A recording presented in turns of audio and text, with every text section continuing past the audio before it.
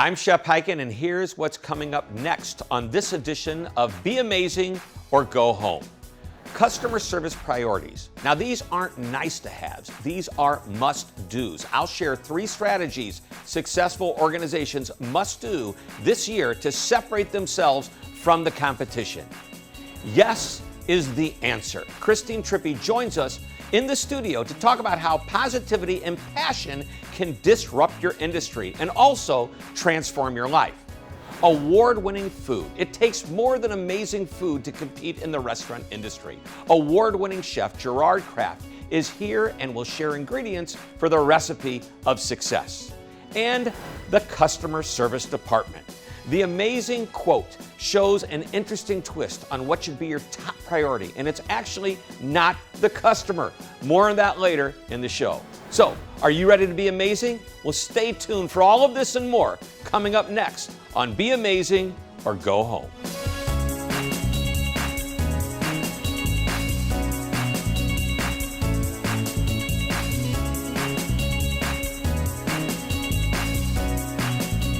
Hello, I'm Shep, and this is Be Amazing or Go Home, the show dedicated to take you from average to amazing. As we enter the new year, customer service continues to be a vitally important part of running a business. And there are several things that customer support organizations must focus on to separate themselves from the competition. Now, these priorities aren't nice-to-haves. They are must and imperative to keeping your organization current with customers' expectations. So with that in mind, here are 3 strategies successful service organizations must do. Number 1, empower your team with continuous learning. The concept of empowerment has been talked about for years. Now more than ever, agents and other customer-facing employees must be empowered to make good decisions on behalf of the customer. Forcing employees to ask permission to do something that is obviously reasonable and benefits the customer is ridiculous, especially if permission to do so has been granted before. So how can you ensure employees are properly equipped to make good decisions? Well, you just train them. According to Salesforce's State of 2020 Service Report, 55% of customer service agents say they need better training in order to do their jobs well. So give them the skills needed to be effective in their jobs.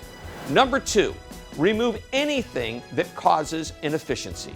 Customers want convenience, and so do employees. Customers want to be able to connect to the company however they want to connect. It could be by phone, email, text, messaging, social media, and more. And when they do connect, it shouldn't be a hassle. Eliminate long hold times, multiple transfers, anything that causes friction and inefficiency. From the outside, it looks easy. Internally, it can be more complicated. According to Salesforce research, half of service leaders say gathering and analyzing data is a pain point in their process that needs to be simplified. Finding an efficient way to get data is the key to operational success. Once you have the understanding, you can start to create a better workflow. And number 3, give your people a clear and flexible career path. As everyone seems to be focused on customer loyalty, the concept of employee loyalty is sometimes forgotten. Employees want to know there is a future in the company they work for. They want stability, while at the same time, the opportunity to grow. Now, this growth can take the form of career advancement or simply an increase in skills and capabilities. According to the Salesforce report, 77% of service agents say they have the tools and the technology they need to do their jobs. This is where good training comes in.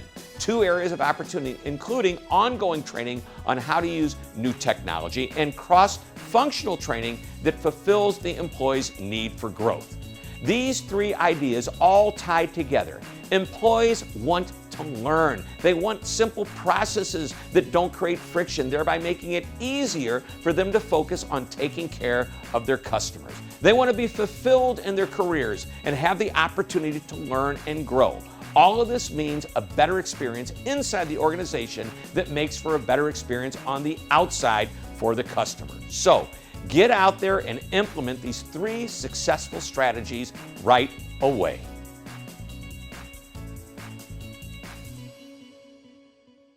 How do you not say no to a customer, especially when it's so fun to say yes? Well, Christine Trippy's book, Yes is the Answer, shares how passion and positivity can transform the hospitality industry as well as your leadership and your life. And here to talk about the 4 simple steps to deliver legendary service and build a thriving team culture is Christine Trippy. Hello, Christine. Hello, Shep. How are you? Excited. I love the book. Yes is the Answer, and we'll talk about that in a moment. But your company is the Wise Pineapple. Wise Pineapple. Wise Pineapple, and pineapple is a symbol for hospitality. True. Yes. Tell me where that comes from.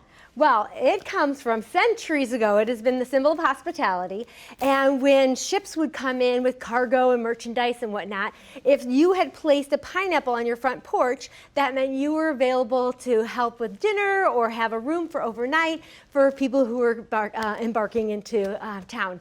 And that is how it became the symbol of hospitality. And hospitality is your background. Yes. You've worked in hotels most of your life. Just about all of it. Just about all of it. Now you consult in the hotel industry. Yes. And you work with some amazing brands. And I just want to brag on you for a moment. Okay. You were Manager of the Year, Marriott.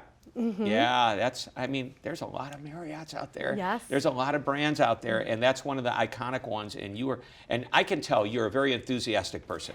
So let's get right into it. Okay. Sometimes you have to say no. And by the way, I believe, as you do, and everybody should be into hospitality because hospitality is everyone's business. it is everyone's business. Everyone. So, and I've preached the hospitality mentality is really important. And so let's dive right into this concept. Okay. Yes is the answer. How can there's got to be times that you can't say yes. You can always say yes. You can always say yes. All right, I don't know, but tell me how that works. And I know you have 4 steps to saying yes and making sure that works. And by the way, that works with customers, clients, guests, members. It also works with employees, kids, spouses, partners. Great. Absolutely. So this is going to help me in my personal life as much as my business life. Take me through the 4 steps. Okay, the 4 steps, first and foremost, is to make friends first. And this might seem ridiculously simple, but this is where most interactions go wrong. We get the confrontation of the anxiety of the confrontation sometimes gets the better of you, and you just react with that, no, I'm sorry, unfortunately. Rather, take a breath and make friends first. And start to build that relationship. So real quick, is there an example of how I make friends first? Absolutely. So let's just say, for example, a guest says, I'm platinum. Can I get a free upgrade? And rather than going into what I hear very, very often is, no, I'm sorry, unfortunately, we're in a sold out situation. Right, yeah, and you shrink in your confidence. I want our associates to stand tall and be able to deliver those yes answers. So first, take that breath and make friends first and say, thank you so much for being a Platinum Elite member. You mean so much to us. Here's what I can do tonight. That leads us right to step number 2, which is tell them what you can do. Yes is certainly, it's what I can do. It's my pleasure. It's not always YES. It's what you can do in that moment. So you're not telling me that I have to say yes, but you're trying to show me how I don't have to say no. True. Okay, got it. Okay. And that sounds so like obvious, but it's really, it's a subtle difference, isn't it? Exactly. Yeah. And going back to that first step, it's starting to build that relationship. When you go right into, no, I'm sorry, unfortunately, you cut it all off. There's no place to grow from there. You shut down your creativity and you shut down that relationship. Now, for example, I just happened, I called a hotel, I said, hey, I'm coming into, we'll just say a random town, let's say my hometown, Chicago, and it's my first time in Chicago, and I was wondering, do you have a shuttle to the airport? Now, the person who answered the phone said, no, I'm sorry, unfortunately, we don't. And that was it. I said, oh, okay, thanks. Instead... How would you handle that? That's a pretty, you don't have what they're asking for. Correct. Right? Mm-hmm. Correct. Make friends first. Thank you so much for choosing our hotel for your first trip to Chicago. This is so exciting. You're going to love it. I'm going to start building that relationship. Yep. I might even ask what brings them. Now, if I know they're going to a certain place, I can start personalizing. There's so much you can build from that making friends first. Yep. And step 2 is, here's what we can do. Here's what we can do. So Well, you don't say we don't have a shuttle. You say here's how people get from the airport to a hotel, and you tell them what the options are. And then Taxi, I say, can I Uber. make you a reservation? Right. Or can I send you in some information? Right. What's that one extra jolt you can add to Right. the interaction? Is that part of 2? Is that step 3? That's just my little secret sauce. Oh, okay, good. Secret pineapple serum. Yes, juicy. So step 1, make friends first. I told you we're going to have so much fun. Step 2, tell them what you can do. Step 3 is offer options. Ultimately, we're all 3-year-olds walking around the globe. We want what we want, when we want it.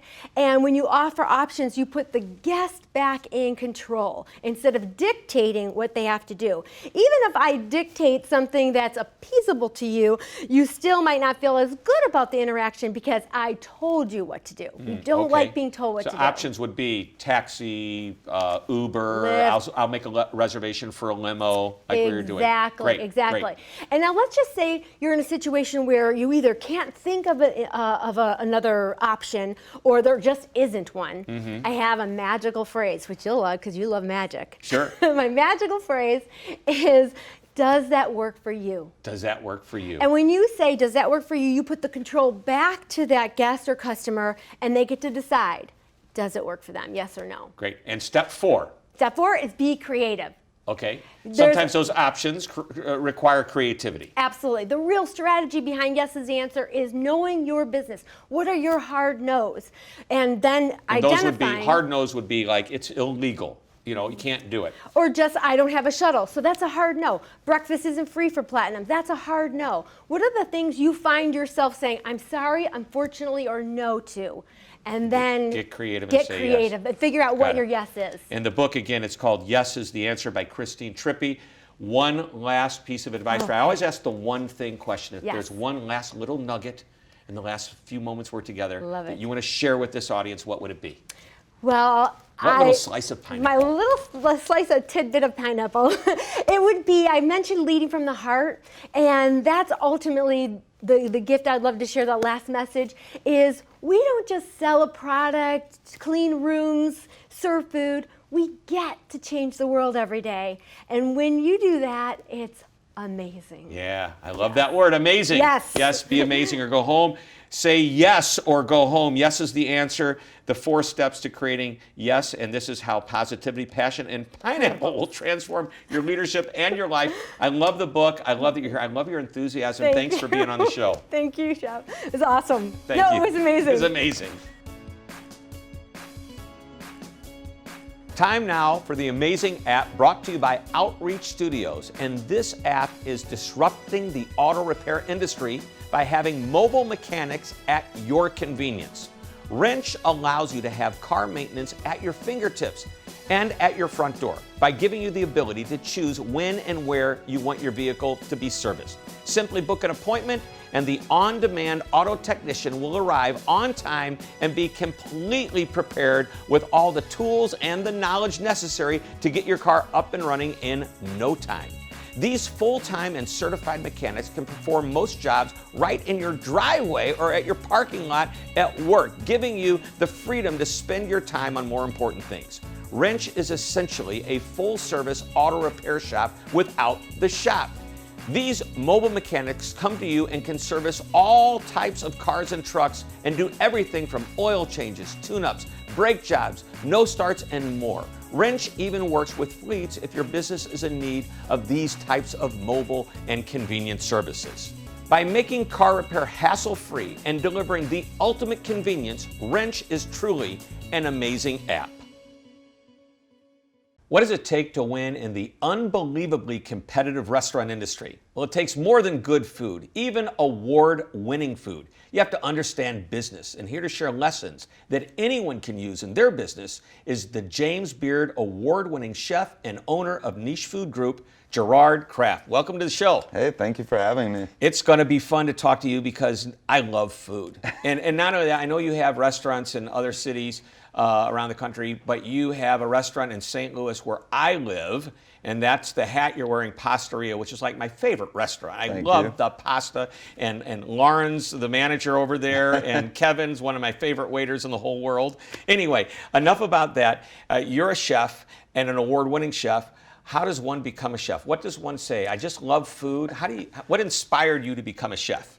You know, I will say that I think this next generation of chefs is going to be so much better, because I think so many of them went in with the knowledge that they were going to become chefs. And maybe in Europe that was the case. But I think in America, so many of the young chefs were just kind of social misfits who were in a lot of trouble and I'll work in a restaurant, right? And end up, washing dishes somewhere at a pool hall. And, and it kind of snowballs into something a little bit bigger. And they become a chef, which is pretty interesting. And so what inspired you? How did that happen for you? So again, I had a lot of trouble in school growing up, a lot of trouble, with the law and all sorts of things. I was in a pretty bad place, and went to a boarding school in Idaho to kind of get my head straight. So was this the kind of boarding school the parents pay a whole lot of money to get a better education, or a whole lot of money to get you straightened out? A little bit of the straighten out kind of thing. I think the locals referred to us as hoods in the woods. But so after, I went to college and was still struggling, not with the other stuff, just, with school at that point. And, I was working at a bar and grill called Fat's Bar and Grill, washing dishes. And I went to a career counselor who kind of tested me, did some stuff, and he said, you really kind of enjoy this cooking thing. Have you ever thought about culinary school? This college thing's not really working out for you in the traditional sense, but the way that you learn is really through repetition and hands-on. He said, why don't you just push this a little further and go to the community college and enroll in culinary classes. Wow. And so I did. And you did. And I just want to talk about the dishwasher for a moment. You were a dishwasher. Yes. I think every great chef starts as a dishwasher. They don't start out as a great chef. They really work their way up. The discipline and the repetition of dishwashing every night is really an important piece of it all, because eventually when you do become the chef and you have to cook that famous dish you're known for every night, 30 times a night, 5, 6 nights a week, sometimes 7, for the rest of your life. Yeah. That's that redundancy and repetition that's built into your brain, and you actually you enjoy it. It's funny you say that, because I think a lot of people don't understand that side of the business. They want it to be exciting. They live for that kind of thrill on the line, but they don't understand that, running a restaurant is doing the same thing over and over and over, and hopefully doing it really well. Over and over again. And by the way, any business, it's like, it works so well we stop doing it. That is not a strategy. Yeah, right, exactly. And the other thing about the dishwasher, people don't realize, perhaps one of the most important jobs in a restaurant is the dishwasher. Yeah. Because no matter how good your food is, if it's on a dirty dish, that food's going back. Yeah. And experience destroyed. All right, let's talk about the criteria it takes to be an award-winning chef.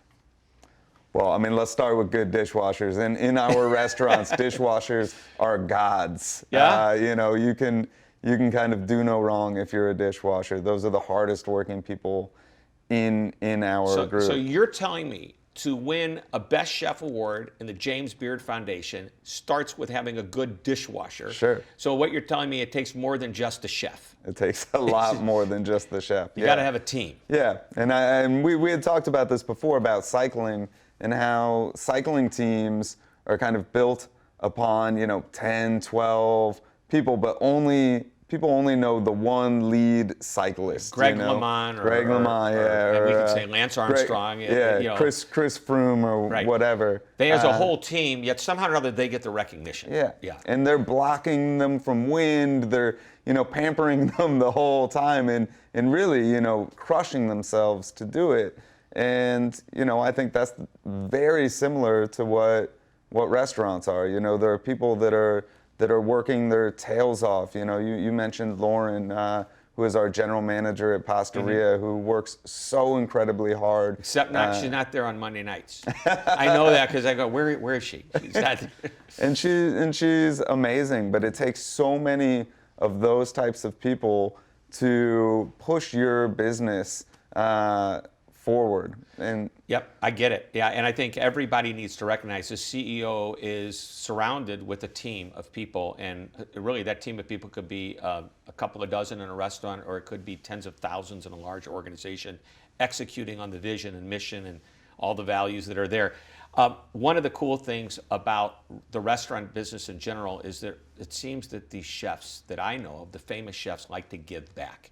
And I know that you've had mentors, and one of the organizations that you're involved in is called Mentor a BKB, and you mentor other chefs to be successful. Is that right? Yeah. And so Mentor is really all about that mentorship, and I think, is one of the most important things about cooking is kind of passing on the trade. And I actually didn't have a ton of serious mentors while I was younger cooking, and a lot of my mentors have actually come out since I've had restaurants, and that includes people, executives from Express Scripts to so your corporate executives become your mentors, helping you to be business people. And being a chef just isn't about cooking great food. It's about running an organization. I love that you're giving back, and there's other ways that I know you're giving back, just especially throughout this pandemic. What you've done has really been incredible.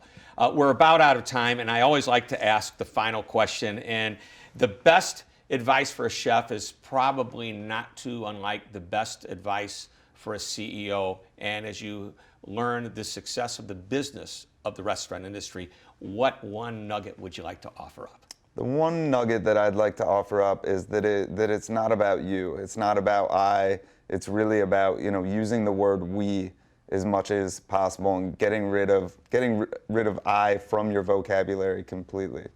I completely agree, which, we can agree on that one. Yes, we can. Thank you very much, Gerard Craft, award-winning James Beard chef, amazing food, amazing person. Thanks for being on the show. Thanks for having me.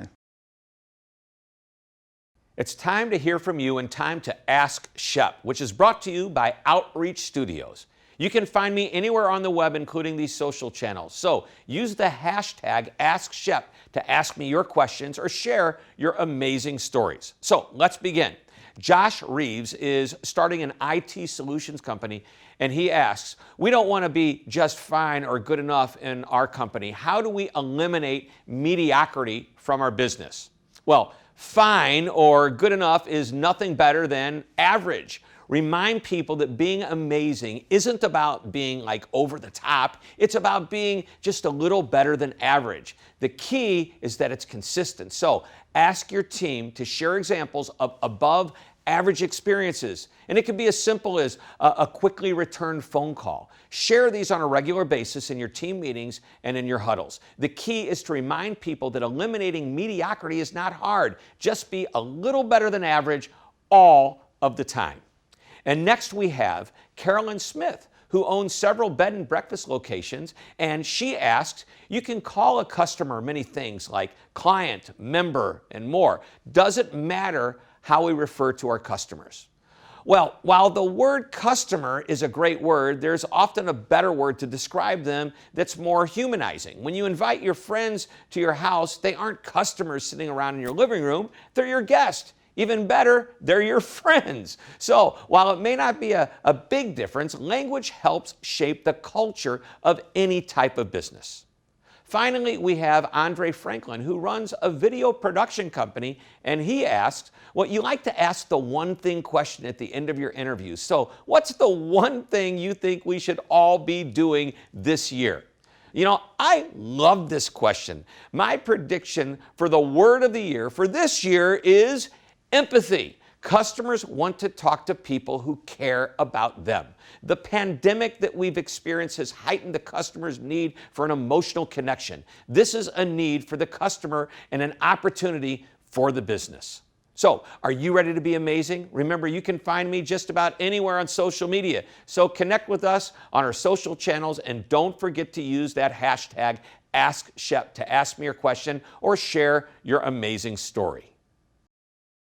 Time now for the amazing quote brought to you by Outreach Studios, and it comes from Tony Hsieh, the former CEO of Zappos, the online shoe and clothing company known for some legendary customer service stories.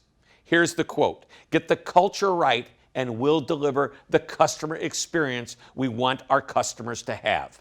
Now, Zappos is recognized as one of the top customer service companies on the planet, but their secret is contrary to what you might think. Customer service is not the first priority. Culture is now the top priority. Sounds simple enough, but that doesn't mean it's easy. Creating a culture that sticks, where everyone buys in, is a tough battle, but one worth fighting. The focus on culture is really a focus on people. Get the right people on board, all happen to be going in the same direction, and you're on the way to creating the culture that you want. Entire books have been written about how to create a culture. For this lesson, let's keep it simple. And remember, simple doesn't mean easy. Leadership must decide what they want the company to be. That's where the culture begins. It needs to be clearly articulated. If your culture is focused on service, create a defining statement about that service culture. Keep it short, one simple sentence or less. For Zappos, that defining statement is the first of their core values, and it is to deliver wow through service. Once you define it, you must live it. You must hire for it, train to it, and constantly remind people about it. Tony also said customer service shouldn't be a department. It should be the entire company. And the way to get there is through creating an amazing culture. And by the way, Tony shared his goals and priorities over time. When the company first started out, he wanted the company to be the internet's largest footwear and clothing company. Then they shifted the focus to being #1 in customer service. Eventually, the top priority at Zappos became all about the culture. Culture drives everything. Well, that wraps up this edition of Be Amazing or Go Home. And remember, you can find me just about anywhere on social media. So be sure to connect with us on our social channels, and don't forget to use that hashtag #AskShep to ask me your questions. Thanks for tuning in. This is Shep reminding you to always be amazing.